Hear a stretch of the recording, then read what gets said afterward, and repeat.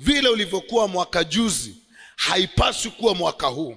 Kiwango chako cha maombi ya mwaka juzi hakipaswi kuwa kiwango cha maombi cha mwaka huu. Kiwango chako cha maombi ya mwaka 2020 si kiwango chako cha maombi 2024. Kwa maana hiyo sasa, kama haupaswi kubaki katika hali ile ile, unapaswa kwenda utukufu hadi utukufu, neema hadi neema. Tunasema wewe umezaa kama utaenda hivyo. Kiwango changu cha kuhubiri hakipaswi kuwa kama kiwango changu cha wakati nilipoitwa kuwa mtumishi.